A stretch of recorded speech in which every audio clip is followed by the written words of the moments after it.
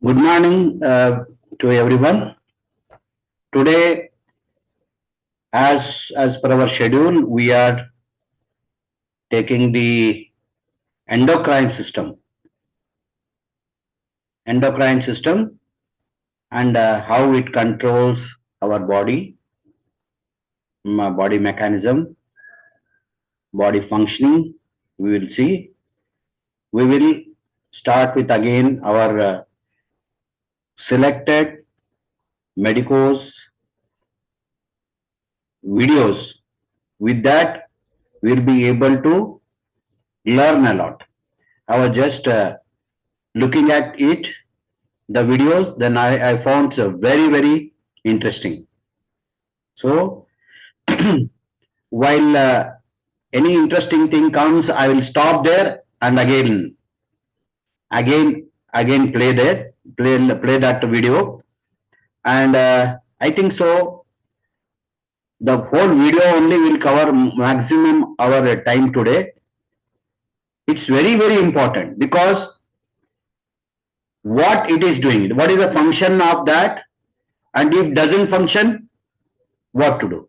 We have all the remedies for different endocrine glands, all the glands we have rate, also the cards for that. So all the cards, so that we will be able to very easily tackle the original problem, because I was just going through the thyroid and so many other hormones, how they are related, and where we can directly treat. This particular system is not there with anyone. Even beta is even homeopath. They don't have any particularly they're controlling over those particular endocrine gland, but we can precisely imagine and send our energy to those parts. So very interesting. We'll see, and it seems to be too technical, but what you have to do, if anything, any subject comes to our mind, for example, infertility. So you can see what are the causes for the infertility, and who controls, which is the master gland controlling that, and menstrual cycle, who would get disturbed, what hormone creates a normal menstruation, or you can say who fertilizes our egg. So all these are connected, very important, so that as any things comes to our as our patient has this problem, we can go deep into the system. And also I will share you the PDF. We can go in the deeper level, but I find it's very interesting, because I will stop there and tell you the even white patches, vitiligo, we call vitiligo, was controlled by particular hormone. So that hormone again is originated from where, that also we will be able to see. And melanin, everybody in this within, at least in India, everybody want to look fair. Okay, so which particular endocrine gland is responsible for making us look fair? Or I can say unwanted dark patches also, we can say it will be resulted by which endocrine gland. Very interesting. So we can take that and go, so how you have to do is, see, overall we should know a little bit of everything, but when particularly we get a case, then usko पीछे पढ़ना है पूरा, then वो कहाँ कैसे आया, what is the problem, everything. Now in medical science has developed in such a great way, we will be able to precisely identify what is the problem.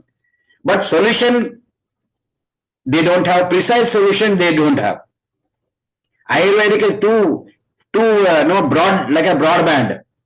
So, but in allopathy, they don't have an either. They supply the direct hormone itself that will make that particular gland still weak, so that natural hormone generally then get deteriorates.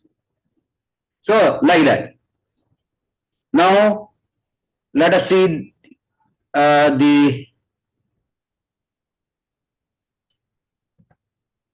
we'll start with the endocrine gland. I will stop. Hello दोस्तों, आपका स्वागत है हमारे YouTube channel पर। और आज हम आपके लिए एक और वीडियो लेके आए हैं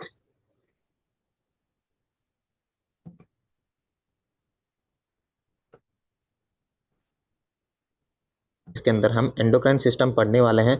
तो एंडोक्राइन सिस्टम पहले सबसे पहले क्या होता है उसकी बात करते हैं।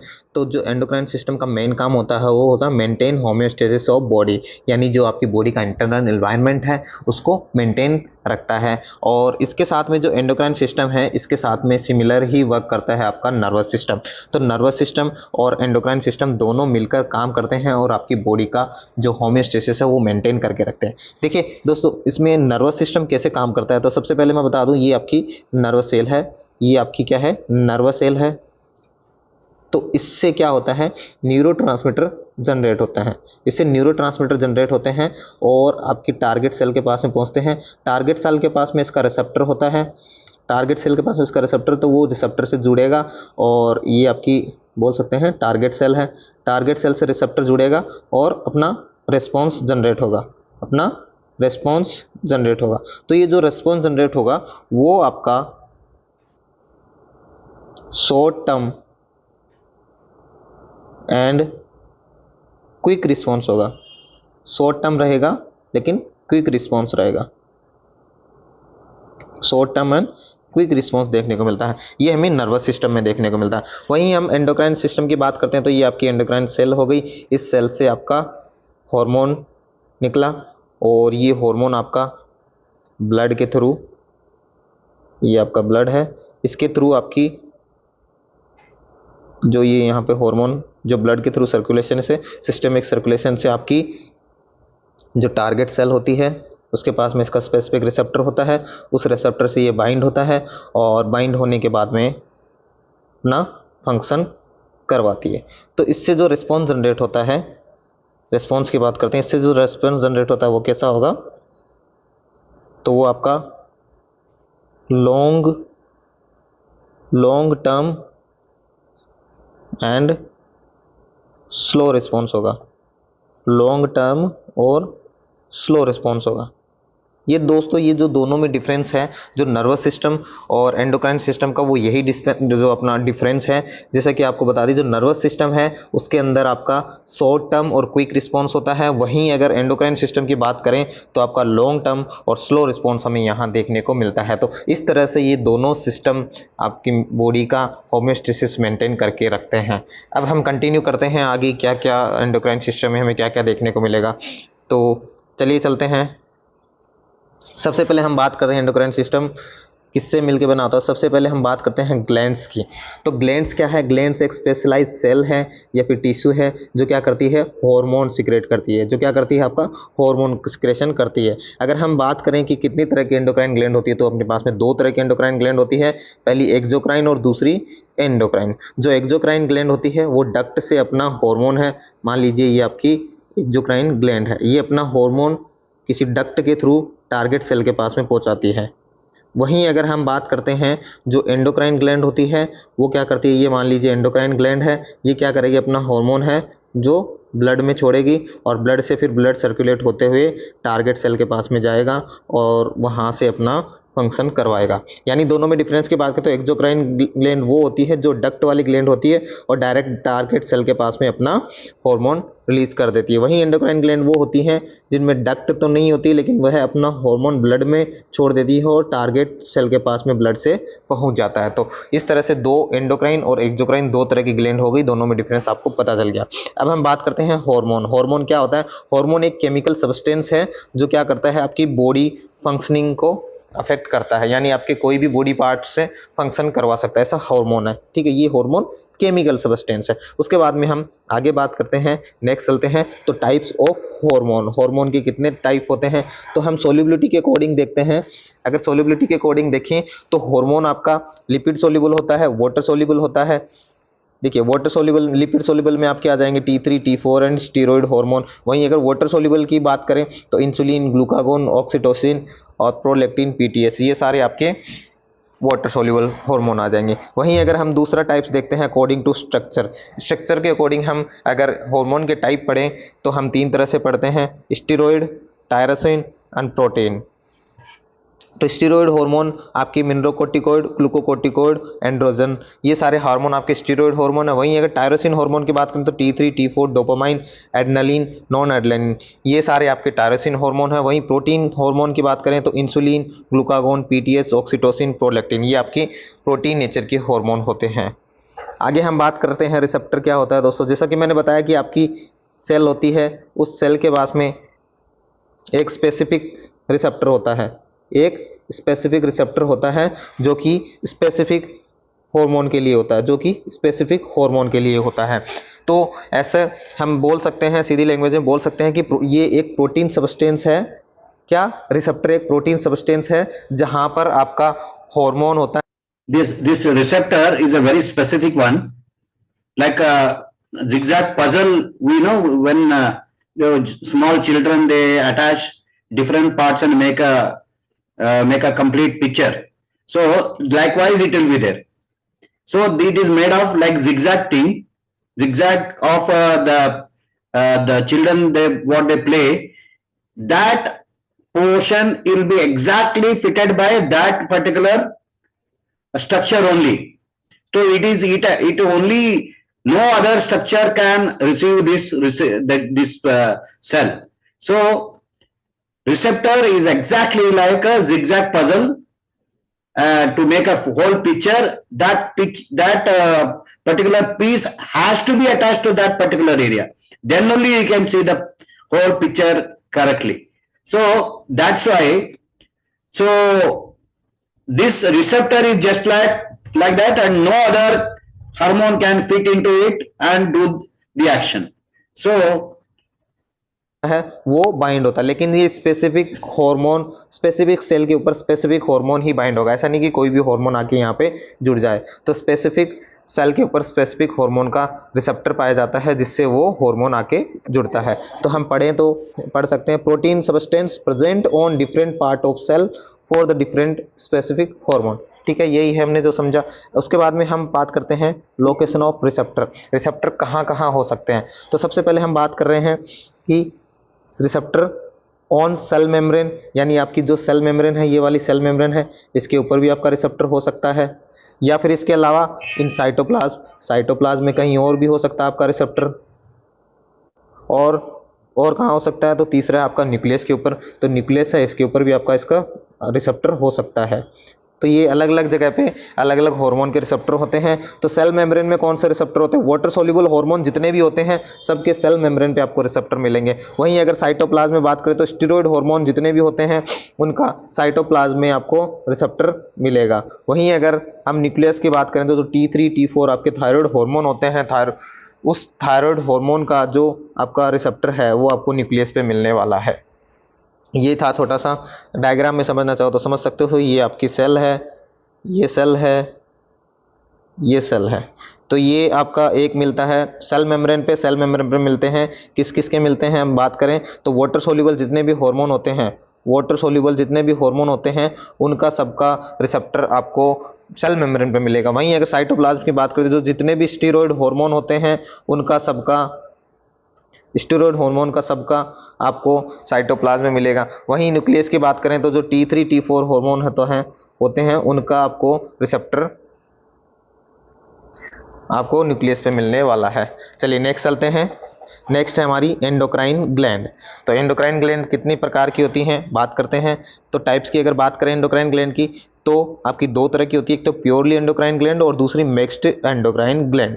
प्योरली एंडोक्राइन ग्लैंड से क्या समझते हैं, जो ग्लैंड सिर्फ हार्मोन का सिक्रेशन करती हैं, ऐसी ग्लैंड जो सिर्फ हार्मोन देती है हमें, जो सिर्फ हार्मोन का सिक्रेशन करती है और अनदर कोई काम नहीं होता है, ऐसी हार्मोन आपकी ऐसी जो ग्लैंड है उनको आप बोलोगे pure endocrine gland, pure endocrine gland. वहीं दूसरी तरफ की ऐसी ग्लैंड्स या ऑर्गन्स होते हैं जिनका काम एंडोक्राइन ऑर्गन भी, जैसे आपका हार्मोन रिलीज करना होता है, उसके अलावा अनदर काम भी होते हैं।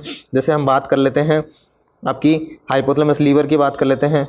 ये मान लो आपका लीवर है, तो लीवर का क्या काम होता है आपको लीवर का काम आपका जो हार्मोन को रिलीज करना भी होता है, इसके अलावा और भी बहुत ज़्यादा इंपॉर्टेंट होता है। वहीं अगर पेनक्रियाज की बात कर लेते हैं वहीं अगर हम पेनक्रियाज की बात कर लेते हैं तो पेनक्रियाज का क्या काम होता है आपको पता है। पेनक्रियाज के पास में इधर जो टेल पार्ट होता है उसमें क्लस्टर ऑफ सेल पाई जाती हैं, क्लस्टर ऑफ सेल पाई जाती हैं।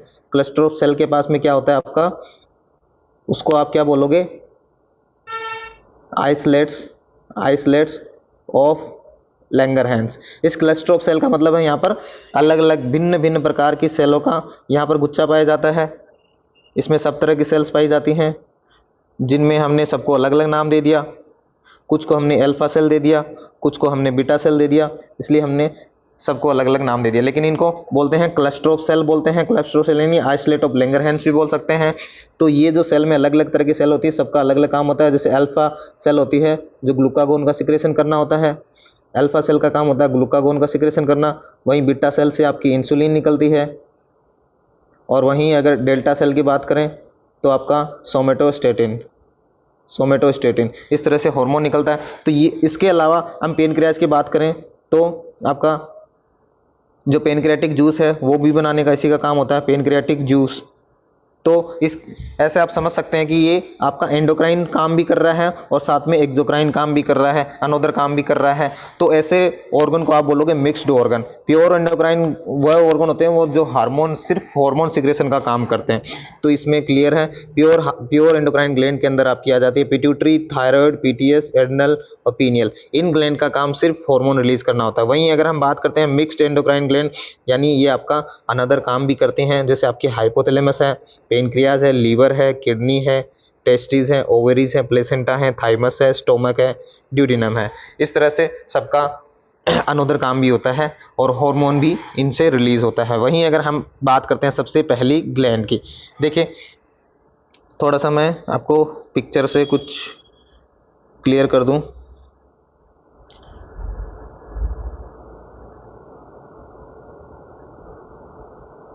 बॉडी में जो ग्लैंड्स हैं उनके बारे में थोड़ा सा पिक्चर से मैं आपको बता देता हूं।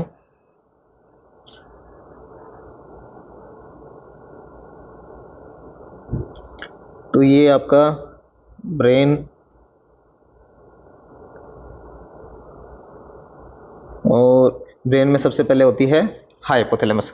सबसे ऊपर एक ग्लैंड होती है जिसको आप बोलते हो हाइपोथैलेमस। उसके बाद में इसके नीचे जस्ट हम बात करते हैं तो आ जाती है आपकी पिट्यूटरी ग्लैंड। पिट्यूटरी ग्लैंड के बाद में हम बात कर रहे हैं नेक रीजन की। तो जैसे हम नेक रीजन तक पहुंचते हैं तो वहां पर देखते हो एक आपको बटरफ्लाई शेप की ग्लैंड मिलती है जिसको आपने बोल दिया थायराइड ग्लैंड।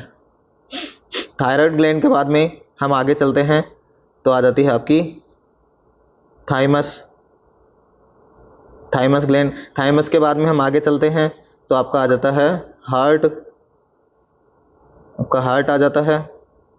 तो हार्ट भी आपका हार्मोन रिलीज करता है, एएनपी बीएनपी। उसके बाद में हम आगे चलते हैं तो आपकी किडनी से, और इसके ऊपर आपकी एड्रिनल ग्लैंड होती है, इसी के ऊपर आपकी एड्रिनल ग्लैंड होती हैं। तो यहाँ से भी आपके हार्मोन सिक्रेशन होते हैं।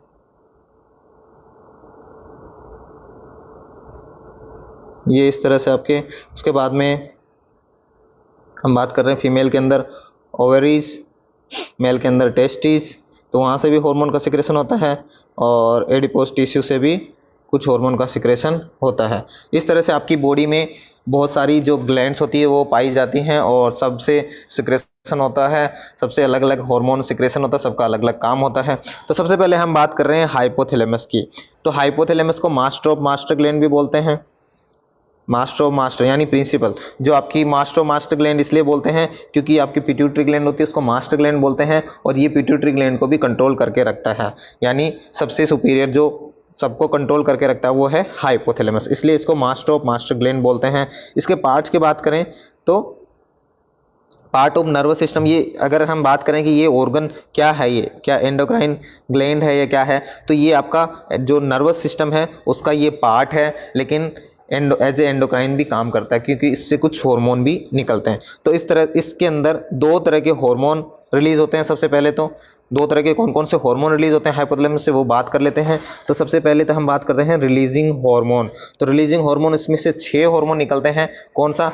GHRH, जो कि आपका एंटीरियर पिट्यूटरी से GH हार्मोन का रिलीज कराता है। ग्रोथ हार्मोन, रिलीजिंग हार्मोन, इसकी फुल फॉर्म होती है। फिर है आपका PRH, जो कि prolactin releasing hormone, anterior pituitary से आपका प्रोलैक्टिन रिलीज करवाता है और मेमोरी ग्लैंड से फिर बाद में मिल्क सिंथेसिस करवाता है। उसके बाद में है TRH। जो TRH है वो आपका थायराइड रिलीजिंग हार्मोन है, एंटीरियर पिट्यूटरी से जाएगा, TSH रिलीज करवाएगा और TSH आपका थायराइड के पास में जाएगा और क्या करेगा? थायराइड हार्मोन को इंक्रीज करेगा। फिर आता है आपका CRH, कोर्टिकोट्रोपिक रिलीजिंग हार्मोन, जो See, here we have seen the sequence from the thyroid, because those who are obese, that means in thyroid is low secreting low. Those are very thin, generally the thyroid releasing will be more, thyroid hyperthyroidism will be there. So in this way we will come to know the train of means sequence of the controlling of the thyroid. So we have every step, assuming that if it is not okay, then it will create this, and if it is not okay, like that, and we will come to know whether thyroid is secreting normal or not. Those are generally, because in all the thyroid, all the obesity formula, we use the thyroid gland, we stimulate the thyroid gland to work to its optimum level, maximum level, so that you give our body mass index comes to normal. So this is a sequence. Generally what you used to do, if in previously, before going through these lessons, we directly treat the thyroid, and we can see what all the medicine reduces this. We address that, but here balance the anterior pituitary and TSH. You generally get only if TSH is done, then we will come to know about the health of the thyroid. And now in some cases TSH will be normal and T3, T4 will be abnormal. So in this case you can find the sequence where it can go wrong. So for that reason, so it is like that for everything also. See, like first one is a growth hormone, and one of our very long back, when my first set of machines, when I was given that I don't remember his name, he's from Gujarat, B. Joshi. Yes, B. Joshi has increased the height of his daughter with this hormone. So growth hormone, this is there in our book. By giving this, he increased the height of his daughter. So I remember that. So likewise you can see, because our remedies doesn't get any, they don't have any side effect, because we can make it to the optimum level. And those are using my Nada Brahma, you can balance everything here. Anterior pituitary can be balanced. Balance means you said that Dada Brahma quote from the list, then put into balance mode. So that time what happens? You can balance each and every hormone there, so that we can get the output perfectly and well balanced way. So it's a very important. We if we theoretically we feel sometimes it is bored, but when we get a particular case in our hand, then for example you see that we get some mothers, they don't have a milk only, they don't get a milk for their kids after the delivery. That time where we have to study, where we have to check anterior pituitary. So increase the prolactin. Prolactin also is there in our materia medica, numerical materia medica. So likewise, step by step you go, and it will result into we can say these are all electronic actions. That is all, whatever we study, they are all mechanical actions. So endocrine glands are responsible for all electronic issues. So you can think where is the problem, where we can go back and balance that. Okay, and it's very interesting and very important, and we'll see next. Pituitary के पास में जाएगा और ACTH का release करवाएगा, और ACTH adrenal cortex के पास में जाएगा और इंक्रीज स्टीरॉयड यानी आपके कॉर्टेक्स हार्मोन है उनको रिलीज करवाएगा। उसके बाद में है आपका GnRH गोनेडोट्रोपिक रिलीजिंग हार्मोन जो इंटीरियर पिट्यूटरी के पास में जाएगा और FSH और LH का सिक्रीशन बढ़ा देगा। Yes, this we see the increase of FS and LH. This is we will see in the further in the same video how it is responsible for producing the egg and for the menstruation. If somebody doesn't get a menstruation, you should think about this chain, and FSH and LH. These cards are also there in our card list, and वहीं फिर बाद में आता है आपका MSH जो कि skin के पास में जाता है मेलानोसाइट सेल से और मेलानिन का सिक्रेशन करवाता है जो कि डार्कनिंग ऑफ स्किन के लिए। See, this is what I was telling in the beginning. So melanin is one of the pigmenting hormone. With that, if the excessive melanin, what it does, it darkens the skin. So if you want to inhibit the melanin, so both are there in our numerical materia medica. Melanin inhibiting hormone is also there, inhibiting factor is there, so that you can control the melanin and get the fair skin. You get the fair skin. So like that, if someone is having the excessive of melanin, you can inhibit. Those are having for example leukoderma, it will be covered in the next same video only.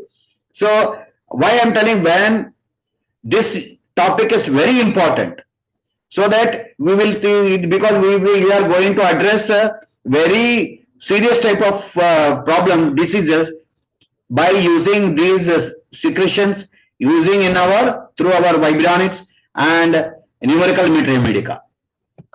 Responsible होता है। वहीं ये हमने देखा कि एक releasing hormone निकाला तो दूसरा इनहिबिटरी हार्मोन भी निकालते हैं। तो इससे जो हाइपोथैलेमस है इससे दो तरह के इनहिबिटरी हार्मोन भी निकलते हैं। तो कौन कौन सा? एक तो है GHIH यानी ग्रोथ हार्मोन इनहिबिटरी हार्मोन जिसको आप सोमेटोस्टेटिन भी बोलते हैं, और दूसरा है एंटीरियर, जो सोमेटोस्टेटिन है ये एंटीरियर पिट्यूटरी के पास में जाएगा और GH हार्मोन को डिक्रीज कर देगा। फिर दूसरा जो हार्मोन है वो हमारा है PIH प्रोलैक्टिन इनहिबिटिंग हार्मोन। ये क्या करेगा? इसका दूसरा नाम डोपामाइन होता है। ये एंटीरियर पिट्यूटरी के पास में जाएगा और प्रोलैक्टिन को डिक्रीज कर देगा। अदर हार्मोन की बात करते हैं तो इसके कुछ और भी हार्मोन होते हैं। Dopamine is responsible for again Parkinson's disease. This dopamine get reduces. So we can see this everything, every function of our body is connected. Hypothalamus के वो है ADH और ऑक्सीटोसिन। ADH क्या करता है? ADH कहाँ से बनता है? सबसे पहले तो एंटी डायरेटिक हार्मोन है ADH की फुल फॉर्म, और ये आपका सिंथेसाइज होता है सुप्रा optic nuclei of hypothalamus. Hypothalamus के पास में सुप्रा ऑप्टिक न्यूक्लियाई होती है, उससे ये हार्मोन सिंथेसाइज होता है। वहीं ऑक्सीटोसिन है, ये भी आपका हाइपोथैलेमस से सिंथेसाइज होता है। तो हाइपोथैलेमस में कहाँ होता है, तो उसमें पेरा वेंट्रिकुलर न्यूक्लियाई होती है, वहां से ये सिंथेसिस होता है। फिर नेक्स्ट चलते हैं फीडबैक मैकेनिज्म। फीडबैक मैकेनिज्म क्या होती है, तो ये दो तरह की होती है, एक तो नेगेटिव और दूसरी है पॉजिटिव। जो फीडबैक मैकेनिज्म है दो तरह की होती है, एक तो नेगेटिव एक पॉजिटिव। तो नेगेटिव क्या होती है, पॉजिटिव क्या होती है, उसके बारे में हम बात करते हैं। तो देखिए उसके लिए थोड़ी सी आप प्रोसेस समझ लीजिए। Here, positive and negative doesn't mean that negative is bad or positive is good, nothing like that. Means which controls the hormones, that is a negative. Which enhances the hormone, that is positive. So don't confuse with the negative means we generally say negativity, we don't want negativity. No, these both are required. This we use in our circuitry. In electronic circuitry, we use negative. There it is called as a, here they are calling as a feedback. There we are calling negative biasing, negative feedback and positive feedback. So exactly it's working like a electronic circuit.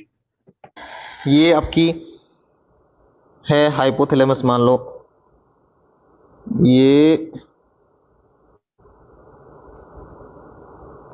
ये hypothalamus से निकला TRH. TRH निकला, जब आपके brain से या फिर बोल सकते हैं आपके ब्लड के अंदर जब थायराइड हार्मोन की कमी हुई, जब आपके ब्लड में थायराइड हार्मोन की कमी हुई, तब आपकी बॉडी से हार्मोन निकला टीआरएच। अब टीआरएच क्या करेगा, टीआरएच क्या करेगा, आपकी एंटीरियर पिट्यूटरी के पास में जाएगा, पिट्यूटरी ग्लैंड के पास में जाएगा टीआरएच। किसके पास में, पिट्यूटरी, वो भी कौन सी, एंटीरियर पिट्यूटरी। और उससे क्या रिलीज करवाएगा, उससे करवाएगा टीएसएच, उससे टीएसएच। ये पिट्यूटरी था, उसके पास में आया, टीएसएच रिलीज करवाया। अब टीएसएच क्या करेगा, अब टीएसएच आपका थायराइड ग्लैंड के पास में जाएगा। टीएसएच किसके पास में जाएगा, थायराइड ग्लैंड के पास में जाएगा, और थायराइड ग्लैंड को स्टिमुलेट करेगा। और थायराइड ग्लैंड को स्टिमुलेट करेगा तो ये क्या बनाएगा अपने, T3 and T4। See, fantastic thing. Now, for example, we want to treat the thyroid. Means it's a very important. There's a two biggest thing in the problem that disease in the world.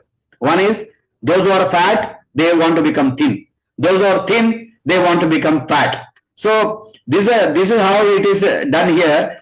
See, then we see the mechanism. Hypothalamus gland we have to first treat. From that, thyroid releasing hormone will come.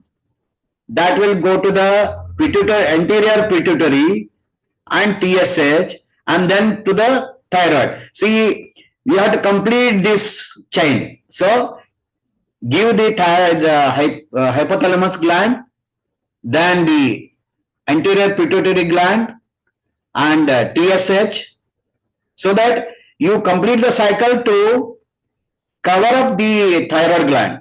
So it's a very fantastic thing, you know, how we can, because the problem can be anywhere.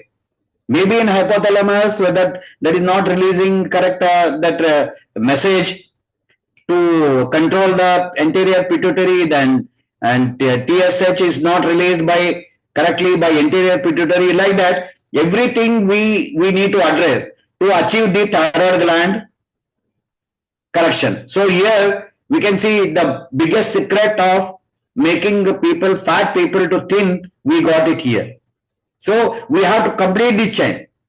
Start with the hypothalamus and like that. So we see, by giving hypothalamus, what we do, we balance it, and we balance every organ, every endocrine gland. So ultimately we will achieve the balancing of the thyroid gland.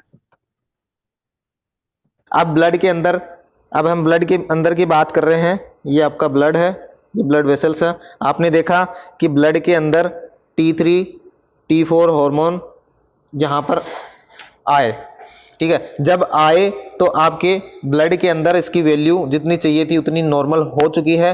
अब ये वापस message देगा negative feedback. ये जो message आएगा वो जाएगा आपकी हाइपोथैलेमस के। ये कौन सा जाएगा, नेगेटिव फीडबैक, ये जाएगा। ये नॉर्मल प्रोसेस थी, लेकिन जब हार्मोन आपके ब्लड के अंदर नॉर्मल लेवल पे आ गया तो नेगेटिव फीडबैक मैकेनिज्म से जाएगा और ये टीआरएच को स्टॉप कर देगा। ये टीआरएच को स्टॉप कर देगा। टीआरएच स्टॉप हो जाएगा तो एंटीरियर पिट्यूटरी को स्टिमुलेशन नहीं पहुंचेगा और टीएसएच का स्टिमुलेशन नहीं होगा, और टीएसएच अगर थायराइड के पास में नहीं जाएगा तो T3 T4 और नहीं बनेंगे। यही सेम लेवल, यही सेम कंडीशन होती है जब आपके ब्लड के अंदर, जब आप, ये हम बात करते हैं आपकी, मान लो ये ब्लड वेसल्स है, ब्लड वेसल्स के अंदर आपको T3 एंड T4 चाहिए थे, लेकिन ये वैल्यू इनकी नॉर्मल से कम है, यानी कम हो रखे हैं। तब क्या होगा, तो तब आपकी वही सेम ब्रेन के पास मैसेज आएगा। कौन सा, अब कौन सा मैसेज आएगा, अब जो मैसेज आएगा वो जाएगा पॉजिटिव फीडबैक। जब कम होती हैं तब जाएगा पॉजिटिव फीडबैक मैकेनिज्म। तो पॉजिटिव फीडबैक मैकेनिज्म जाएगा और हाइपोथैलेमस को बोलेगा भाई साहब टीआरएच को रिलीज करो। अब टीआरएच जब रिलीज होगा एंटीरियर पिट्यूटरी के पास में जाएगा और एंटीरियर पिट्यूटरी से टीएसएच हार्मोन निकलेगा और टीएसएच आपका थायराइड के पास में जाएगा, थायराइड से T3 एंड T4 हार्मोन निकलेगा और ये ब्लड में जाएगा और नॉर्मल वैल्यू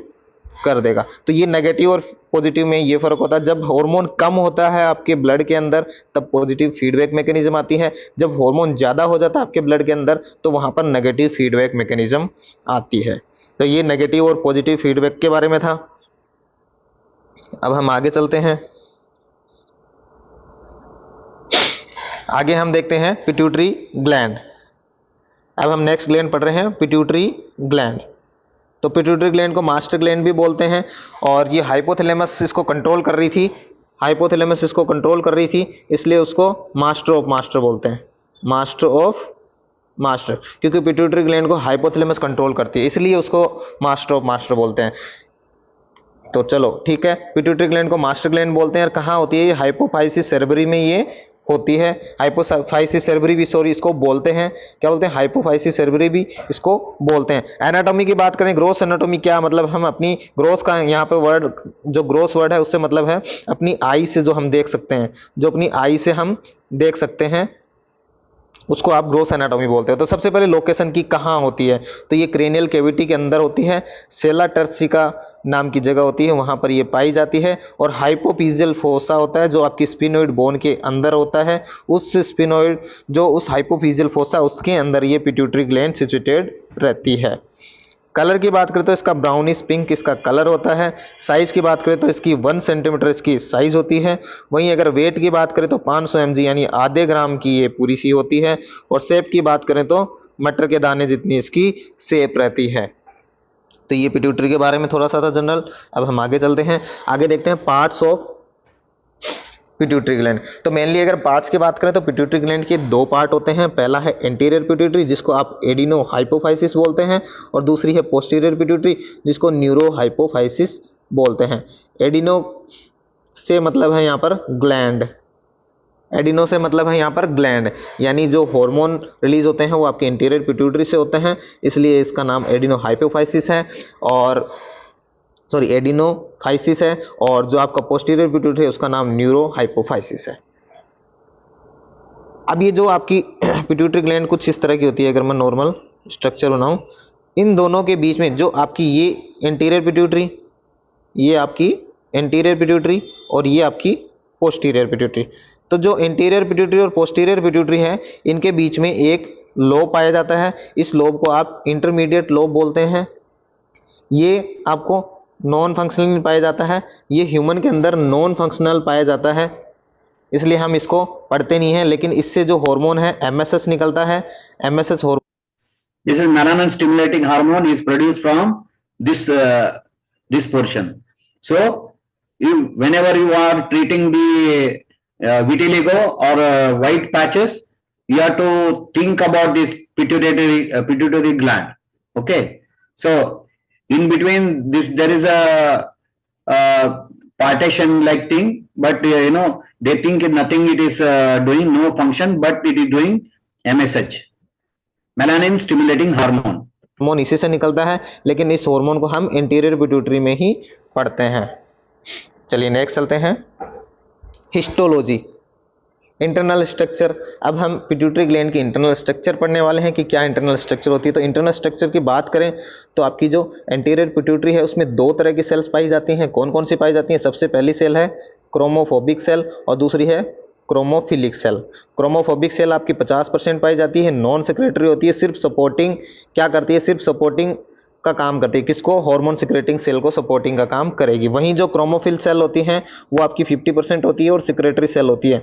इन सेल के अंदर आपकी दो तरह की और सेल पाई जाती है, एक होती है एसिडोफिलिक और दूसरी होती है बेसोफिलिक। जो एसिडोफिलिक है वो 35% होती है, जिसको आप अल्फा सेल भी बोलते हैं, और जो आपकी बेसोफिलिक सेल है वो आपकी 15% होती है, जिसको आप बीटा सेल्स भी बोलते हैं। जो एसिडोफिलिक सेल है उससे दो हार्मोन निकलते हैं, एक तो सोमेटोट्रोप सेल से आपका रिलीज होने वाला जीएच और मेमोट्रोप से रिलीज होने वाला prolactin. Yes, I was telling about the Dr. B. Joshi, who was, he purchased my machine very long back, and the first set of machine with this hormone only, he increased his daughter's height. Somatotrophin hormone. This somatotrophin, it is available in our numerical materia medica, and with that he increased the height of his daughter. Why I am telling repeatedly? Because it is all it is all happened. It is all we have seen the result. So we can do see.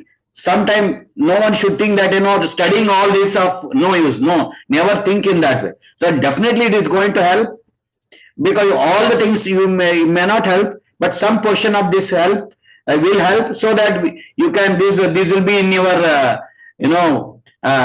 in your document. I mean, you can download it and you can see whenever you are free. You can keep checking this, and it will remind you that yes, if you want to increase the height of the person, that time somatotrophin hormone to be used. Read perfectly that somatotrophin. Okay, somatotrophin, this hormone only increases the height. So if it is within the growth age, that will be far better. We can't try when already growth has already stagnated. After that, trying means may not work. So definitely she was around 12 to 13 years. During that time he used this and got the good result.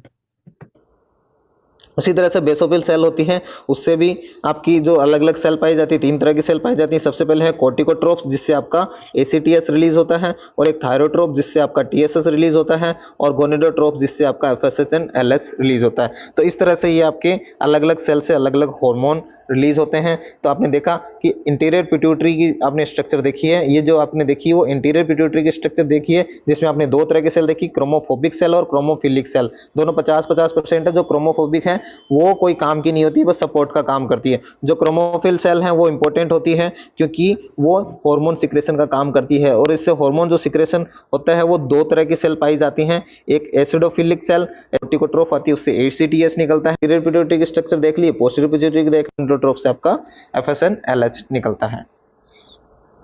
फिर next चलते हैं internal structure of posterior pituitary. अब आपने interior pituitary की structure देख ली, posterior pituitary की देख रहे हैं, तो इसमें भी दो तरह की सेल पाई जाती हैं। पहली होती है एन माइलिनेटेड न्यूरॉन्स और दूसरी है पिट्यूसाइट। जो एन माइलिनेटेड न्यूरॉन है उनका क्या काम होता है? ये क्या करती है? ट्रांसपोर्ट करती है किसका? हार्मोन का। कहाँ से? हाइपोथैलेमस से पोस्टीरियर पिट्यूटरी। तो जो अनमाइलिनेटेड न्यूरॉन्स होते हैं वो क्या काम करते हैं? आपके हार्मोन का जो हाइपोथैलेमस में जो हार्मोन बन रहा है उसको पोस्टीरियर पिट्यूटरी तक लाने का काम करते हैं। उसको पोस्टीरियर पिट्यूटरी तक लाने का काम करते हैं। कौन करते हैं? Unmyelinated neurons. वहीं एक दूसरी होती है पिट्यूसाइट्स। ये भी नॉन सेक्रेटिंग सेल होती हैं, ओनली सपोर्टिंग का काम करती हैं। ये कोई अलग से इनका काम नहीं होता है। चलिए नेक्स्ट चलते हैं, connection between hypothalamus and pituitary. अब हम कनेक्शन देखते हैं कि हाइपोथैलेमस, जो आपकी ये हाइपोथैलेमस है उसमें और आपकी जो पिट्यूटरी ग्लैंड है उसमें क्या कनेक्शन होता है वो हम बात कर लेते हैं। तो वो अब हम देखते हैं। सबसे पहले हम बात करते हैं connection between hypothalamus and anterior pituitary, यानी जो हाइपोथैलेमस है और ये एंटीरियर पिट्यूटरी है, इनके बीच के कनेक्शन की बात कर रहे हैं कि क्या कनेक्शन होता है इसके बीच में। तो ये जो ये कैसे कनेक्ट रहते हैं? Connected by portal vessel system. जो आपका ब्लड सप्लाई होती है, पोर्टल ब्लड वेसल्स हैं आपकी, उस वेसल से ही ये कनेक्टेड रहती हैं। तो अपना जो हाइपोथैलेमस से जो हार्मोन होता है इस वेसल्स के ब्लड में डाल देते हैं और ये blood posterior pituitary anterior pituitary से होता हुआ जाता है। तो इसको जो हार्मोन चाहिए होते हैं या हार्मोन जो भी इसके लिए आते हैं वो यहाँ से ये हार्मोन ले लेती है और अपना काम करना स्टार्ट करती है। ये क्या होता है? Start from hypothalamus and reach up to the anterior pituitary. ठीक है, यहाँ से ये पोर्टल वेसल से स्टार्ट हुई और यहाँ तक रीच होती है। हाइपोथैलेमो हाइपोफिजियल पोर्टल वेसल सिस्टम इसको बोलते हैं। वहीं दूसरे हम बात करते हैं connection between hypothalamus and posterior pituitary. देखिए, जो एंटीरियर पिट्यूटरी और हाइपोथैलेमस का कनेक्शन होता है वो आपका पोर्टल ब्लड वेसल से जुड़ा हुआ रहता है। यानी ब्लड की जो सप्लाई है, पोर्टल जो सप्लाई है वो आपकी हाइपोथैलेमस से होती हुई और पोस्टीरियर पिट्यूटरी के पास से जाती है। तो वहीं से इनका हार्मोन का एक्सचेंज हो जाता है। फिर हम बात कर रहे हैं पोस्टीरियर पिट्यूटरी और हाइपोथैलेमस की। तो ये जो आपका कनेक्शन है इसमें बात करें, ये अराउंड आपके 10,000 न्यूरॉन से जुड़ी हुई रहती है। जो हाइपोथैलेमस और पोस्टीरियर पिट्यूटरी है वो अराउंड 10,000 न्यूरॉन से जुड़ी हुई रहती है। The cell body of neuron present in the hypothalamus. इस तरह से हम बात करें, ये आपका मान लो हाइपोथैलेमस है, तो इसमें जो सेल बॉडी है वो ऐसे आपका हाइपोथैलेमस में रहता है और इसका जो एंड पार्ट है वो आपकी पोस्टीरियर पिट्यूटरी में रहता है। इस तरह से ये 10,000 न्यूरॉन्स पाए जाते हैं जो आपका कनेक्शन बनाते हैं। वहीं इसके अंदर जो हम बात करें, जो आपका ये आपका न्यूरॉन्स है, इसका जो एंड पार्ट है उसके अंदर आपके हार्मोन जो है वो स्टोर्ड रहते हैं। जो एंड पार्ट है उसके अंदर आपके हार्मोन स्टोर्ड रहेंगे। चलो नेक्स्ट चलते हैं, हार्मोन ऑफ पिट्यूटरी ग्लैंड। अब जो हम हार्मोन देख रहे हैं पिट्यूटरी ग्लैंड से कौन कौन से हार्मोन निकलते हैं, ये आपकी पिट्यूटरी ग्लैंड है, इससे कौन कौन से हार्मोन निकलते हैं? तो एंटीरियर पिट्यूटरी और पोस्टीरियर पिट्यूटरी, दोनों पिट्यूटरी होती हैं। तो दोनों से हम बात कर लेते हैं कि क्या हार्मोन निकलता है। तो सबसे पहले हम बात करें कि जो एंटीरियर पिट्यूटरी है उससे आपका कौन सा हार्मोन निकलता है? जीएच हार्मोन निकलता है। और ये क्या करवाता है? ग्रोथ करवाता है। ये आपकी बोन्स की क्या करवाएगा? ग्रोथ करवाएगा। और साथ में बोल सकते हैं कि ऑल ओवर बॉडी की ग्रोथ करवाएगा। वहीं प्रोलैक्टिन की बात करें, प्रोलैक्टिन भी आपका एंटीरियर पिट्यूटरी से निकलता है। तो ये क्या करवाता है? ये मिल्क फॉर्मेशन करवाता है, मिल्क सिंथेसिस का काम करता है। वहीं हम बात करते हैं टीएसएच। तो टीएसएच भी आपका एंटीरियर पिट्यूटरी से निकलता है। टीएसएच इसका क्या काम होता है? ये थायराइड के पास में जाएगा और T3 एंड T4 का सिक्रेशन करवाएगा। वहीं हम आगे चलते हैं एसीटीएच। तो एसीटीएच भी आपका इंटीरियर पिट्यूटरी से निकलता है। एसीटीएच आपका इंटीरियर पिट्यूटरी से निकलता है और एड्रिनल कॉर्टेक्स के पास में जाएगा, और हार्मोन का रिलीज करवाता है। वहीं अगर एफएसएच की बात करें तो ये आपका ओवेरी या फिर सेक्स हार्मोन को रिलीज करवाता है। फिर बाद में एलएच की बात करें तो ये एलएच भी आपका हार्मोन यहाँ से निकल जाएगा जो कि ओवुलेशन का काम करेगा। और एफएसएच का काम होता है मैच्योरेशन ऑफ ओवम, मेन काम यही होता है, मैच्योरेशन ऑफ ओवम इसका काम होता है। वहीं एलएच की बात करें तो ये क्या करेगा? Rupture of ovum. फिर आपका लास्ट है एमएसएच, जिससे आपके मेलेनोसाइट से मेलानिन हार्मोन निकलता है जो कि डार्कनिंग ऑफ स्किन कलर के लिए रिस्पॉन्सिबल होता है। वहीं अगर पोस्टीरियर पिट्यूटरी के बाद Now you understood the importance of the pituitary gland, interior, posterior, and if we are only treating the end product or end problem, we may not be sometime able to manage it. So here FSH and LH, you can just think it over. And nowadays the diagnostic thing is such a wonderful, they will tell you what is the problem, but they don't have any solution. So in such cases, we can, because we have for everything. Yeah, suppose there is we can, with the thought, we can create any remedy. So but for that we need to understand the mechanism. So like focused guiding to the, I call it as a cell level hypnosis. So cell level you go and say do this, and with a numeric code like that, so they will start functioning. So if it is not functioning, so now you can see for rupturing of ovum and the other mechanism of the fertilizing the egg, these are all used by the menstrual system. बात करें तो posterior pituitary में दो hormone होते हैं, एक होता है एडीएच जिसको एंटी डायरेटिक हार्मोन बोलते हैं, और दूसरा होता है ऑक्सीटोसिन, जो कि बोल सकते हैं मिल्क इजेक्शन का मेन काम करवाता है, मिल्क इजेक्शन का काम करवाता है, और साथ में डिलीवरी के टाइम भी बहुत ज़्यादा इम्पोर्टेंट होता है। तो ये आपके एंटीरियर पिट्यूटरी और पोस्टीरियर पिट्यूटरी के अपने हार्मोन देखे।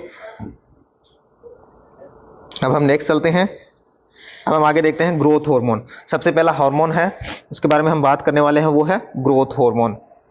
तो ग्रोथ हार्मोन की बात करें तो इसका क्या काम होता है, सबसे पहले कि ये ओवरऑल बॉडी की ग्रोथ करवाता है। उसके बाद में हम आगे बात कर रहे हैं कि इसका क्या काम होता है, तो मेटाबॉलिज्म पे क्या क्या काम होता है ग्रोथ हार्मोन का, उसके बारे में हम बात कर रहे हैं। तो मेटाबॉलिज्म पे जीएच का क्या क्या काम होता है उसके बारे में हम बात करें तो सबसे पहले प्रोटीन मेटाबॉलिज्म में बात करें तो क्या करेगा, प्रोटीन के सिंथेसिस को ये क्या करेगा, बढ़ा देगा और टिश्यू की ग्रोथ करवाता है, जिससे क्या होगी, टिश्यू की ग्रोथ होगी। उसके बाद में हम फैट मेटाबॉलिज्म की बात करें तो इसमें क्या करता है, तो ये क्या करेगा, फैट के ब्रेकडाउन को बढ़ा देगा, जिससे फैटी एसिड का लेवल बढ़ेगा और आपकी एनर्जी के लिए यूटिलाइज हो सकती हैं। अगर ज़्यादा इफेक्ट हुआ, जीएच ज़्यादा हुआ तो ज़्यादा फैट टूटेगी, जिसकी वजह से केटोजेनिक इफेक्ट भी देखने को मिल सकता है। ये लेकिन तभी होगा जब आपकी अबनॉर्मल कंडीशन में ज़्यादा फैट का ब्रेकडाउन होगा। फिर है कार्बोहाइड्रेट मेटाबॉलिज्म। कार्बोहाइड्रेट पे कैसे काम करता है जीएच हार्मोन, तो hormone increase the blood sugar level. देखिए सारी बॉडी के सारे जो हार्मोन है वो आपके ब्लड ग्लूकोज लेवल को बढ़ाएंगे। जितनी बॉडी के जितने भी हार्मोन हैं वो आपके ब्लड ग्लूकोज लेवल को क्या करेंगे, बढ़ाएंगे। लेकिन एक ऐसा हार्मोन है जो आपके ब्लड ग्लूकोज लेवल को कम करता है, जिसका नाम है इंसुलिन। ध्यान रखना ये। तो जीएच क्या करेगा, ब्लड ग्लूकोज लेवल को बढ़ाएगा by decreasing peripheral utilisation of glucose. ये आपको ध्यान रखना है। अब हम नेक्स्ट चलते हैं। नेक्स्ट है हमारा इफेक्ट ऑन बोन। बोन पे क्या काम करता है GH, effect on bone of GH. तो ये क्या करेगा, ऑस्टियोसाइट और ऑस्टियोब्लास्ट जो सेल है उसकी एक्टिविटी को बढ़ा देगा, जिससे क्या होगा, लेंथ एंड स्ट्रेंथ क्या होगी, बढ़ेगी। देखिए सेल्स की बात करें, बोन्स के अंदर अगर हम सेल्स की बात करते हैं, now you are sure. So what GH growth hormone does, it produces the length and strength of to become increase. Length and strength becomes a increases with effect of growth hormone somatotrophin. तो आपकी एक तो होती है osteoclast, एक होती है osteoblast और एक होती है ओस्टियोसाइट्स। तो ये तीन तरह के सेल्स के बारे में आप जान लो क्या क्या होती हैं। तो ओस्टियोक्लास्ट है यहाँ पर सी, जैसा कि आप दे रखे हैं, क्लास सी फॉर कट। तो आपकी जो बोन को डिस्ट्रक्ट करने वाली सेल है, तो ये क्या है, बोन डिस्ट्रक्शन। तो क्या करेगी, बोन को तोड़ने का काम करेगी। जो ओस्टियोक्लास्टिक सेल जब बढ़ेगी इसकी एक्टिविटी तो बोन का ब्रेकडाउन होगा, डिस्ट्रक्शन होगा। वहीं ओस्टियोब्लास्ट है, बी यहाँ पर है ब्लास्ट, बी से आप याद रखते हैं बनाना, मतलब फॉर्मेशन करने वाली। तो ये क्या है, बोन फॉर्मिंग सेल। तो ये क्या करती है, आपकी बोन की स्ट्रेंथ, और अगर इसमें एक्टिविटी इंक्रीज हो जाएगी, बढ़ जाएगी इसकी एक्टिविटी, तो क्या होगी, आपकी बोन की जो बोन बनने की जो स्पीड है वो बढ़ जाएगी। और ओस्टियोसाइट सेल है, ये क्या होती है, आपकी मैच्योर बोन सेल। ये आपकी मेच्योर बोन सेल है। जब जब ये बढ़ेगी आपकी बोन की स्ट्रेंथ बढ़ेगी, लेंथ बढ़ेगी। तो आपने बोला कि ओस्टियोब्लास्ट और ओस्टियोसाइट दोनों की एक्टिविटी ये बढ़ा देती है, दोनों की एक्टिविटी बढ़ा देगी। तो आप क्या होगा, एज ए रिजल्ट क्या देखने को मिलेगा, बोन की स्ट्रेंथ एंड लेंथ में हमें क्या देखने को मिलेगा, इंक्रीमेंट देखने को मिलेगा। यानी आपकी जो बोन की लेंथ और स्ट्रेंथ है वो दोनों बढ़ेगी। Now here you can use this also now. In addition, I was telling only the growth hormone. Now we can use specifically osteoblast and osteocytes also can be used for increasing the height. फिर हम बात करते हैं effect on organ. तो organ पे क्या काम करता है, तो ये क्या करता है, जो आपके इंटरनल ऑर्गन होते हैं उन सब की साइज को इंक्रीज करेगा, ग्रोथ को बढ़ाएगा। इंटरनल ऑर्गन की ग्रोथ को क्या करेगा, जीएच बढ़ाएगा। जो जीएच है वो कुछ ऑर्गन पे काम नहीं करता, जैसे brain, genital organ, hairs and nails, यहाँ पर जीएच हार्मोन का कोई रोल नहीं होता है। और जीएच का प्रोडक्शन है वो सबसे ज़्यादा होता है इनिशियल स्टेज ऑफ स्लीपिंग, जब हम सो रहे होते हैं, तो जब हमें नींद आ रही होती है शुरुआत में, उस टाइम ग्रोथ हार्मोन का रिलीज सबसे ज़्यादा होता है। नेक्स्ट चलते हैं डिसऑर्डर ऑफ जीएच। जीएच की वजह से हमें क्या क्या डिसऑर्डर देखने को मिल सकते हैं। तो सबसे पहले हम बात करते हैं कि दो तरह के हमें डिसऑर्डर देखने को मिल सकते हैं, एक तो हाइपर सिक्रेशन और दूसरा हाइपोसिक्रेशन। हाइपर सिक्रेशन यानी आपके जीएच हार्मोन है वो ज़्यादा सिक्रेट हो रहा है, और हाइपोसिक्रेशन यानी जीएच हार्मोन का सिक्रेशन कम हो रहा है। तो ज़्यादा होता है ऐसी कंडीशन में क्या होता है, देखिए इटियोलॉजी क्या कारण हो सकता है ज़्यादा सिक्रेशन होने के। तो एडिनोमा ऑफ पिट्यूटरी, यानी आपकी जो पिट्यूटरी ग्लैंड है उसके अंदर आपका एडिनोमा हो जाए, ट्यूमर हो जाए, तो ऐसी कंडीशन में आप क्या होगा, जो हाइपर सिक्रेशन ऑफ जीएस देखने को मिलता है। टू टाइप्स ऑफ डिजीज के नक्कर। So in such cases we can give glandular and glandular Soham glandular. You can glandular fever mix, like that it is written. Those also can be used for treating any glandular problem. पहली है गिगांटिज्म, दूसरी है acromegaly. Also most frequently what you are using is endocrine balance. It is there in our card list also, and in we are very frequently using this. It is a translation remedy, endocrine chakra balance. Full name is endocrine chakra balance, but in short it is said as a endocrine balance. देखिए, अगर hyper secretion होता है तो उसकी वजह से दो तरह की बीमारी हमें देखने को मिलती है, दो तरह की डिजीज हमें देखने को मिलती है। कौन कौन सी उसके बारे में हम बात करते हैं। सबसे पहले है गिगांटिज्म।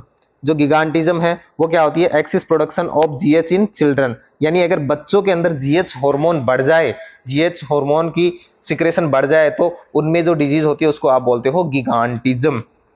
इसमें क्या देखने को मिलेगा, जब बच्चा बड़ा होगा तो उसकी लेंथ आपको 7 से 8 फीट तक देखने को मिलेगी, और हाइपरग्लाइसीमिया देखने को मिलेगा, क्योंकि जीएच हार्मोन क्या कर रहा है, मेटाबॉलिज्म कर रहा है कार्बोहाइड्रेट, फैट और प्रोटीन का। तो यहाँ पर ग्लूकोज का लेवल है वो बढ़ा देगा। और क्या होगा, ग्लाइकोसूरिया। अगर हाइपरग्लाइसीमिया कंटिन्यूस रहा तो ग्लाइकोसूरिया देखने को मिलेगा। Headache due to adenoma. Glycosuria means the sugar in the urine. Okay. Adenoma हो रहा है पिट्यूटरी में तो आपको हेडेक देखने को मिलेगा और विजुअल डिस्टर्बेंस देखने को मिलेगा। ये क्यों देखने को मिलेगा, जो ऑप्टिक चियाज्म है उसमें कंप्रेशन की वजह से देखने को मिलेगा, क्योंकि ट्यूमर हो रही है वो कंप्रेस करेगी तो उसकी वजह से विजुअल डिस्टर्बेंस होगा। और ऑर्गेनोमेगाली, क्योंकि आपने बोला कि जीएच हार्मोन है वो क्या करता है, आपके इंटरनल ऑर्गन की ग्रोथ को बढ़ाता है, तो यहाँ पर ज्यादा ग्रोथ बढ़ जाएगी तो उसकी वजह से ऑर्गेनोमेगाली देखने को मिलता है। और क्या चांसेस ऑफ डीएम, अगर हाइपरग्लाइसेमिया ज्यादा लंबे टाइम तक रहा तो आप उसको बोल सकते हो कि उसको डीएम भी हो सकता है। DM means the diabetes mellitus, sugar. अब हम आगे बात करते हैं दूसरी डिजीज हमारी एक्रोमेगाली। ये हम हाइपर सिक्रेशन में पढ़ रहे हैं। तो इसमें क्या होता है, जो जीएच हार्मोन है वो अडल्ट के अंदर बढ़ जाता है। अगर अडल्ट के अंदर जीएच हार्मोन बढ़ जाए तो आप उसको एक्रोमेगाली बोलते हो। बच्चों के अंदर बढ़ जाए तो उसको आप गिगांटिज्म बोल देते हो। ठीक है, ये दोनों चीजें आपको पता होनी चाहिए। उसके बाद में असेसमेंट फाइंडिंग क्या देखने को मिलता है हमें, तो length does not increase because the epiphyseal end of bone become fuse. यहाँ पर देखिए, जो आपने देखा गिगांटिज्म में बच्चे की जो हाइट थी वो 7 से 8 फीट तक हमें देखने को मिलती है। तो यहाँ पर भी बढ़ सकती है, लेकिन ऐसा नहीं होता है, क्योंकि आपको पता है 18 ईयर या फिर बोल सकते हैं एडल्ट एज में क्या होता है, जो आपकी बोन होती है, लॉन्ग बोन की अगर हम एग्जाम्पल लेके बात करें तो मान लो ये आपकी लॉन्ग बोन है और बोन के पास में ये आपकी एपीफाइजल एंड के पास में एक ग्रोथ प्लेट होती है, एक ग्रोथ प्लेट होती है। तो ये ग्रोथ प्लेट है वो फ्यूज हो जाती है, वो आपकी फ्यूज हो जाती है, जिसकी वजह से बोन में ग्रोथ नहीं हो पाती है, इसकी वजह से लेंथ में कोई इंक्रीमेंट नहीं देखने को मिलेगा। लेकिन यहाँ पर आप देखोगे एक्सट्रीमिटी अपीयर एंड लार्ज, जो एक्सट्रीमिटी है वो थोड़ी आपको लंबी दिखेगी। हाइपरग्लाइसेमिया देखने को मिलेगा, ग्लाइकोसूरिया देखने को मिलेगा, हेडेक देखने को मिलेगा, वही प्रीवियस रीजन है जो हमने देखा, विजुअल डिस्टर्बेंस ट्यूमर की वजह से डीएम हो सकता है। और See, what it is told here means because of epiphyseal and the bone becomes fused. Okay, he is telling epiphyseal,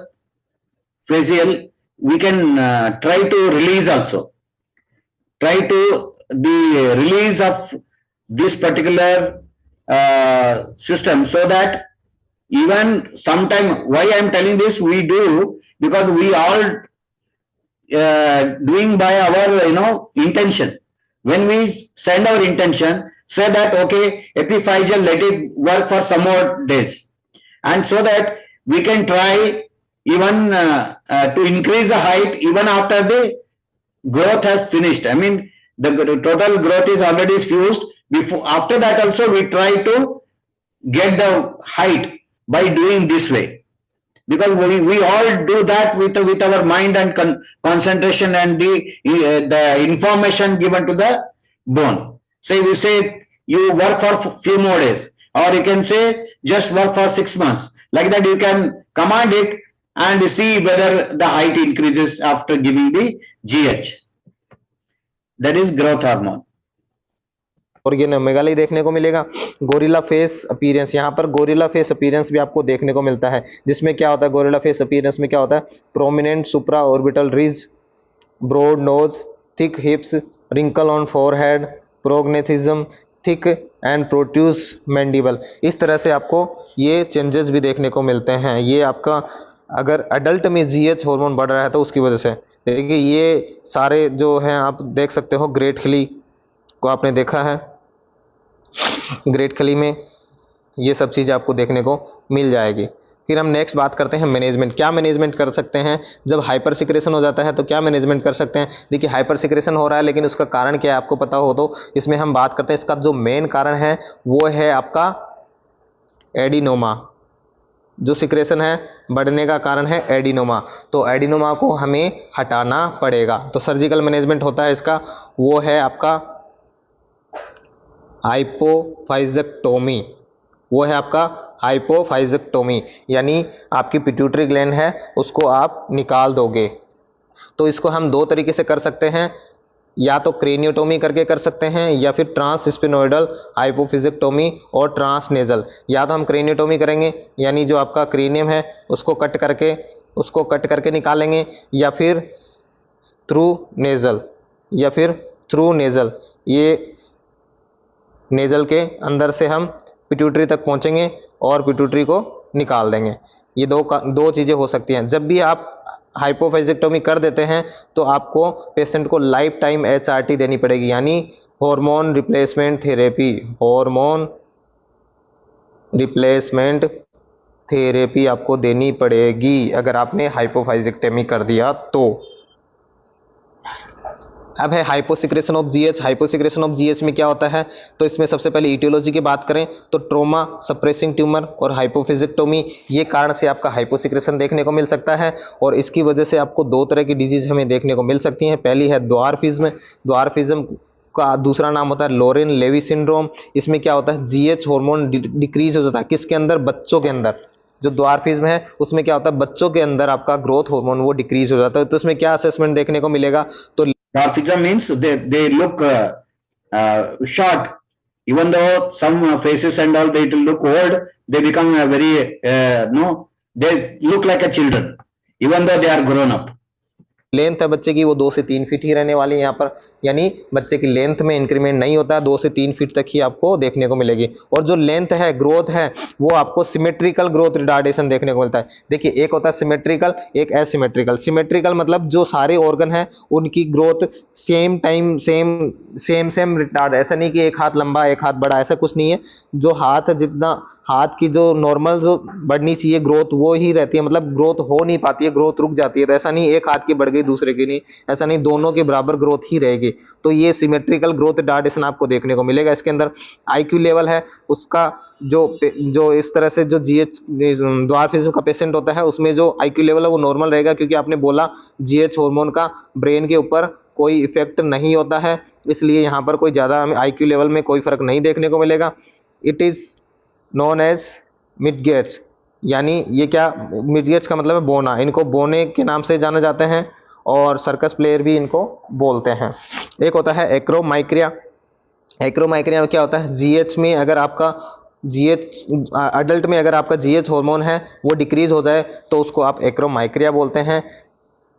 इसमें क्या होगा, in this overall length of body does not affect. अब यहाँ पर क्या हो गया, एडल्ट के अंदर कम हुआ तो एडल्ट में जो ग्रोथ होनी थी वो हो गई है, तो इसमें ग्रोथ में तो कोई कमी नहीं आने वाली है। लेकिन आपने बोला कि जो बोन है वो वीक हो जाएंगे, क्योंकि ये क्या करता है, जीएच हार्मोन क्या करेगा, आपकी osteoblast osteoblast and osteocyte cell है, ओस्टियोसाइट सेल है, उनकी एक्टिविटी को इंक्रीज कर रहा था, जिससे आपकी बोन की स्ट्रेंथ बढ़ रही थी, लेंथ बढ़ रही थी। लेकिन यहाँ पर क्या हो रहा है, जीएच हार्मोन की कमी है तो इनकी एक्टिविटी बढ़ेगी नहीं, यानी कम होगी। तो ऐसी कंडीशन में आपको बोन वीक देखने को मिलेगी। और हम इसका मैनेजमेंट क्या कर सकते हैं, तो इसके लिए हम एचआरटी दे सकते हैं, हार्मोन रिप्लेसमेंट थेरेपी दे सकते हैं। ये हम यहाँ ग्रोथ हार्मोन अपना कंप्लीट हो गया है। नेक्स्ट हम बात करने वाले हैं, नेक्स्ट वीडियो में, नेक्स्ट पार्ट में हम बात करेंगे प्रोलैक्टिन हार्मोन के बारे में। तो थैंक यू फॉर वॉचिंग। कैसा लगा वीडियो आप बता सकते हैं, ताकि हम नेक्स्ट पार्ट जल्दी से जल्दी आपके लिए लेके आए।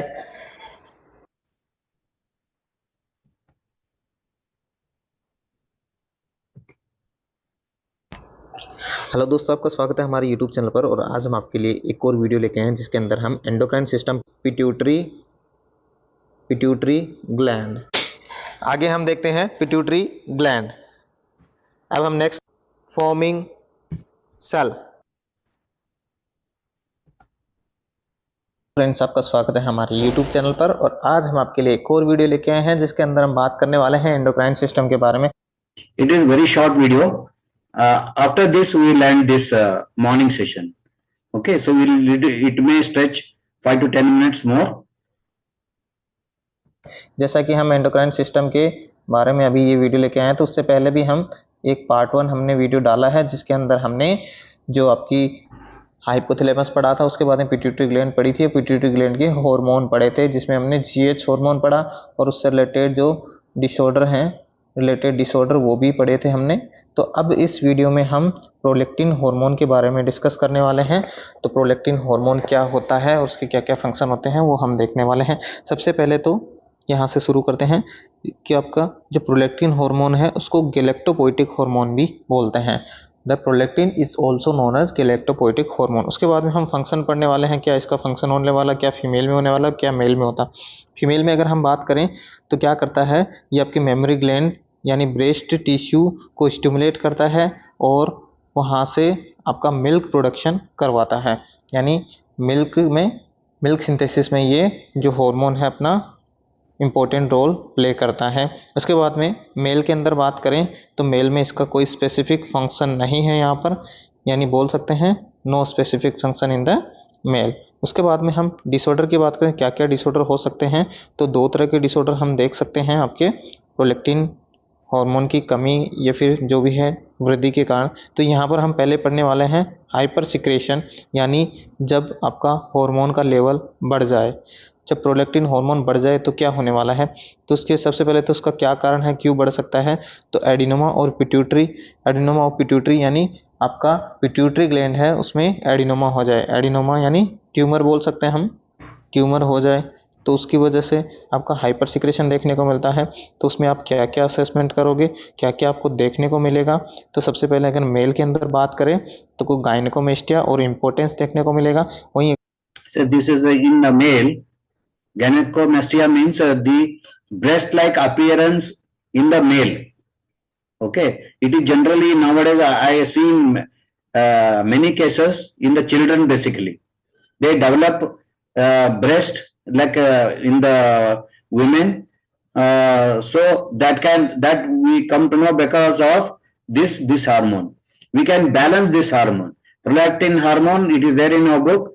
Why, if you are balance this, so definitely it will come down. This problem we can be addressed by balancing the prolactin hormone. In case of in case of female, it will again sometime it will produce the milk in the milk in the unmarried girls also, and even menstrual abnormalities also can be found if prolactin hormone is imbalanced. अगर female में बात करें तो galactorrhoea और menstrual अबनॉर्मली आपको देखने को मिलती है, यानी प्रोलैक्टिन आपका जब ज़्यादा हो जाए, हाइपर सिक्रेशन हो जाए, तो ऐसी कंडीशन में आपको मेल के अंदर गायनेकोमेस्टिया देखने को मिलेगा और फीमेल में गैलेक्टोरिया। यानी हम बोलते हैं कि जो इसका प्रोलैक्टिन का काम है वो आपका मिल्क सिंथेसिस का होता है, मिल्क सिंथेसिस का होता है। अब ऐसी कंडीशन में क्या होगा, जब प्रोलैक्टिन का ज़्यादा सिक्रेशन होगा तो मिल्क का सिंथेसिस कंटिन्यू रहेगा और बहुत ज़्यादा बनने की वजह से जो है मिल्क है वो बाहर आने लग जाए। ऐसी कंडीशन को बोलते हैं गैलेक्टोरिया। और मेंस्ट्रुअल अबनॉर्मलिटी भी आपको देखने को मिलते हैं। चलिए नेक्स्ट देखते हैं। नेक्स्ट है हमारा मैनेजमेंट। इसमें आप क्या क्या मैनेजमेंट कर सकते हैं। अगर आपका हाइपर सिक्रेशन हो गया तो क्या मैनेजमेंट कर सकते हैं, तो आपकी ड्रग ऑफ चॉइस है गैलेक्टोरिया के लिए, तो वो है bromocriptine. Bromocriptine drug of choice है for galactorrhoea. Drug of choice for galactorrhoea is bromocriptine. ये क्या करती है, this drug will increase dopamine level in the brain and dopamine act as prolactin inhibitor. ये ड्रग है आपकी जो डोपामाइन के जैसे काम करने वाली है और डोपामाइन आपका एंटी प्रोलैक्टिन बोल सकते हैं या फिर प्रोलैक्टिन इनहिबिटर माना जाता है। उसके बाद में अदर मेडिकेशन भी दे सकते हैं जो है आपकी केबरगोलिन ड्रग। केबरगोलिन ड्रग भी आप इसमें दे सकते हैं जब गैलेक्टोरिया हो रहा हो तो। उसके बाद में हम सर्जिकल मैनेजमेंट कर सकते हैं। सर्जिकल मैनेजमेंट एक ही होता है, आपकी पिट्यूटरी ग्लैंड को निकाल दो, हाइपोफिजेक्टोमी यानी रिमूवल ऑफ पिट्यूटरी ग्लैंड। उसके बाद में हम आगे डिस्कस करते हैं और क्या कर सकते हैं हम और क्या डिसऑर्डर देख सकते हैं हम। तो ये आपका हाइपर सिक्रेशन था। अब हम डिस्कस करने वाले हैं हाइपो सिक्रेशन के बारे में कि जब आपके प्रोलैक्टिन का सिक्रेशन कम हो जाए तो उसमें आप क्या देखने को मिलेगा, आपको क्या देखने को मिलेगा। तो सबसे पहले तो हाइपो सिक्रेशन ऑफ प्रोलैक्टिन आपने बोला तो इसके क्या कारण हो सकते हैं। उसका ट्रोमा हो सकता है, सप्रेसिंग ट्यूमर हो सकता है और हाइपोफिजेक्टोमी भी हो सकता है। इन सब के कारण आपका प्रोलैक्टिन का लेवल कम हो सकता है। उसमें आपको क्या देखने को मिलेगा, असेसमेंट फाइंडिंग क्या देखने को मिलेगी। तो मेल के अंदर और फीमेल के अंदर दोनों के अंदर हम बात करने वाले, तो मेल के अंदर कुछ स्पेसिफिक फाइंडिंग नहीं देखने को मिलेगी क्योंकि मेल के अंदर कोई फंक्शन भी नहीं है इसका। फीमेल के अंदर हम बात करें तो लैक्टेशनल फेलियर आपको देखने को मिलेगा, यानी मिल्क का सिंथेसिस नहीं होगा। मिल्क सिंथेसिस नहीं होगा तो हम बोल सकते हैं लैक्टेशनल फेलियर। यहाँ पर मिल्क का सिंथेसिस नहीं होगा। मैनेजमेंट क्या कर सकते हैं, प्रोडक्शन या बढ़ा सकता है। जैसे आपका एग्जाम्पल है मेटाक्लोप्रोमाइड। जो मेटाक्लोप्रोमाइड है वो आपके एज ए प्रोलैक्टिन काम करती है जो कि मिल्क का सिंथेसिस करवाती है, मेटाक्लोप्रोमाइड। और यहाँ पर हम HRT भी दे सकते हैं यानी आपकी प्रोलैक्टिन हार्मोन दे सकते हैं। तो ये था आपका प्रोलैक्टिन से रिलेटेड जो थायराइड स्टिमुलेटिंग हार्मोन क्या करता है, इसका क्या काम होता है। तो ये आपके थायराइड ग्लैंड से सिंथेसिस करवाता है T3 एंड T4 यानी थायराइड हार्मोन का सिंथेसिस करता है। TSH थायराइड स्टिमुलेटिंग हार्मोन जब एक्सक्रीशन आता है कहाँ से निकलता है, तो आपका एंटीरियर पिट्यूटरी से निकलता है। ये एंटीरियर पिट्यूटरी को हार्मोन पढ़ रहे हैं हम, तो एंटीरियर पिट्यूटरी से निकलता है और आपकी थायराइड ग्लैंड से T3 एंड T4 का प्रोडक्शन करवाता है। फिर आपका ACTH की फुल फॉर्म है एडनोकोर्टिकोट्रोपिक हार्मोन, जो आपका एंटीरियर पिट्यूटरी से निकलता है क्योंकि अभी हम एंटीरियर पिट्यूटरी के हार्मोन पढ़ रहे हैं। एंटीरियर पिट्यूटरी से निकलता है और आपकी जो एड्रेनल कोर्टेक्स है, एड्रेनल ग्लैंड के अंदर जो कोर्टेक्स पार्ट है उसमें से स्टीरॉयड हार्मोन के सिंथेसिस को ये करवाता है। फिर है एफएसएच, एफएसएच की फुल फॉर्म है follicle stimulating hormone. Follicle stimulating hormone है जिसका काम मेल के अंदर और फीमेल के अंदर दोनों के अंदर अलग अलग होता है। मेल के अंदर बात करें तो मेल के अंदर ही जो आपका एफएसएच है वो रिस्पॉन्सिबल होता है for sperm formation with the help of testosterone. अगर मेल के अंदर बात करें तो स्पर्म फॉर्मेशन करवाता है उस with the help of testosterone. वहीं अगर हम फीमेल में बात करें तो ये रिस्पॉन्सिबल होता है for the maturation of follicle. जैसे कि आप वर्ड से देख सकते हैं फॉलिकल स्टिमुलेटिंग हार्मोन। जैसे कि आपको बता दूं ये ओवरी होती है, ओवरी में बहुत सारे oocytes होते हैं, तो कुछ oocytes को चुना जाता है और उनकी ग्रोथ करवाई जाती है और इस तरह से मेच्योर होता है। तो ये जो मेच्योरेशन है वो एफएसएच करवाता है, फॉलिकल स्टिमुलेटिंग हार्मोन है जो कि रिस्पॉन्सिबल होता है मेच्योर आपका फॉलिकल। उसके बाद में एलएच की बात कर रहे हैं, एलएच यानी ल्यूटिनाइजिंग हार्मोन, जिसके फंक्शन की बात करें फीमेल में और मेल में दोनों पढ़ने वाला है। तो फीमेल में अगर बात करें तो ये क्या करवाता है आपका रप्चर ऑफ फॉलिकल। जो ये रप्चर एफएसएच ने मेच्योर करवाया, फिर यहाँ पर एलएच आएगा, फिर यहाँ पर एलएच हार्मोन आएगा और इस फॉलिकल का रप्चर करवाएगा और ओवम का रिलीज होगा। यहाँ पर आपका ओवम का रिलीज होगा, तो ये एलएच का काम है। वहीं अगर मेल के अंदर बात करें तो मेल के अंदर एलएच को आईसीएच बोलते हैं, interstitial cell stimulating hormone, ICH बोलते हैं। और उसका काम होता है आपकी लेडिंग सेल को स्टिमुलेट करता है, लेडिंग सेल होती हैं उसको स्टिमुलेट करता है, ये आपके टेस्टिस के अंदर होती हैं for the synthesis of testosterone hormone. यानी आपकी एलएच जो हार्मोन है वो आपके टेस्टोस्टेरोन का सिंथेसिस करवाता है लेडिंग सेल से, जो कि टेस्टिस में होती हैं। चलिए नेक्स्ट चलते हैं, नेक्स्ट देखते हैं। Disturbance in FSH and LH will cause menstrual irregularities and sexual dysfunction. यानी हम बोल सकते हैं एफएसएच और एलएच में अगर डिस्टर्बेंस हुआ तो आपकी जो मेंस्ट्रुअल इरेगुलरिटी और सेक्सुअल डिस्फंक्शन आपको देखने को मिलेगा। फिर हम पढ़ रहे हैं एमएसएच, मेलानोसाइट स्टिमुलेटिंग हार्मोन इसका पूरा नाम होता है, जो आपका निकलता है एंटीरियर पिट्यूटरी से निकलता है।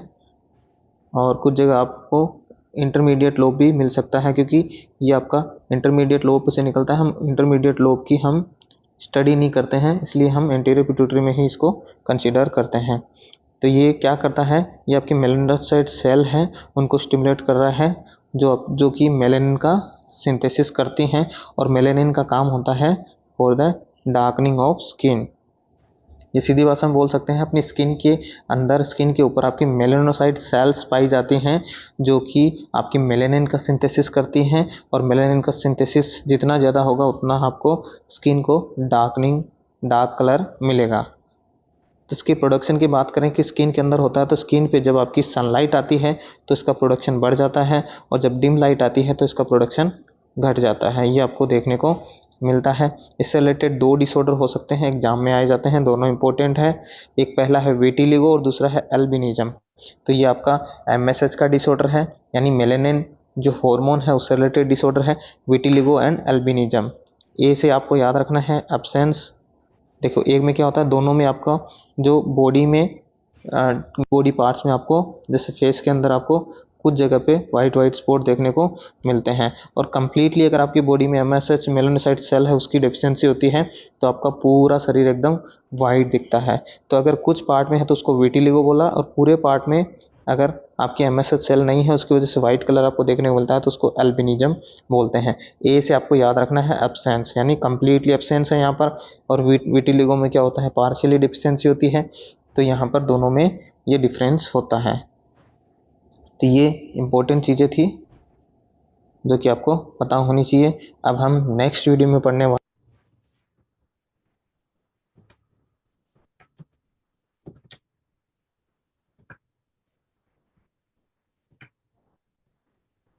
So now we have studied about this. In the evening, we will take the remaining part and the how we can address this with our Vibronic remedies. So we'll see that in the evening. Okay, we'll again assemble at 4 o'clock. Then up to 5:15 or 5:30 we will continue, And this is a very interesting thing because electronic connections, electronic functioning of our body. See, there is no any this ductless glands we call. Whatever information we want to send, it is just released into the information is released into the bloodstream, and then blood that wherever it goes into different other endocrine glands or the where the message has to be sent, there it goes and function accordingly. So we'll see at the evening. The classes is going to be very interesting because it's the most important part of the human functioning. And we'll also see in the evening how these endocrine glands are connected to our yoga chakras. So, and know how our ancient people, they were already knowing what are the function of our body, and we can even think of that particular area, and by meditating on those things we balance our all emotions, and we can be disease free, because all these endocrine glands are situated at our chakra level. So okay, thank you very much for being with me for 1.5 hours. We'll again meet at 4 o'clock, and our this journey is going to be a very wonderful journey. Okay, and now see, most of you might be thinking, if this is the case, what you have to do. And in case of the menstrual problem, how we have to address it. If you have to growth factor we want to change, how we have to do it.